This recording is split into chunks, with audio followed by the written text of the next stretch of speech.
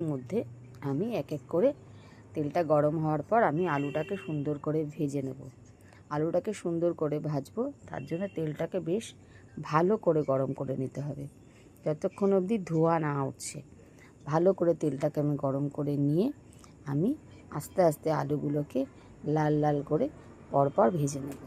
তো আমি এখন কড়াইতে দিতে চলেছি আলু। তোমরা দেখতে থাকো আমি কিভাবে রান্নাটা শেষ করছি। আর তোমরা দেখবে, ভালো লাগলে কমেন্ট করবে, জানাবে। আর যদি অন্য কোনো রেসিপি আমার থেকে জানতে চাও বা শিখতে চাও, তাহলে আমাকে জানাবে কমেন্টে। আমি অবশ্যই চেষ্টা করব সেটা করে দেখানোর জন্য। তো আলুগুলো আমি দিয়ে দিলাম। আলুগুলো আমি একটুখানি লাল লাল করে ভেজে নেব। তার সঙ্গে একটুখানি আমি নুন আর হলুদ দিয়ে নেব। নুন হলুদ ছিটিয়ে নিয়ে আমি আলুটাকে সুন্দর করে লাল লাল করে ভেজে নেব। তোমরা দেখতে থাকো। আলুটা সুন্দর করে নাড়তে হবে বারবার, যাতে নিচে না লেগে যায়। নুন হলুদ দিয়ে আমি সুন্দর করে আলুটাকে ভাজছি।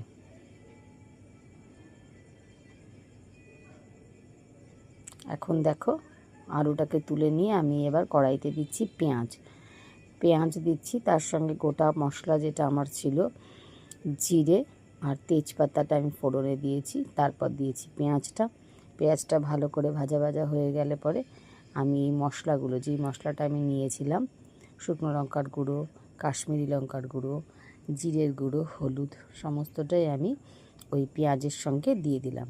তারপর দিচ্ছি আমি বাটা মশলাটা, যেই বাটা মশলাটা আমি করে রেখেছিলাম। কিছুটা আমি ম্যারিনেটের সঙ্গে দিয়েছি, আর বাকিটাকে আমি এখন দিচ্ছি। সুন্দর করে লাল লাল করে মশলাটাকে কষাচ্ছি। দেখো সুন্দর করে মশলা কষছে, তেলটা ছেড়ে এসছে।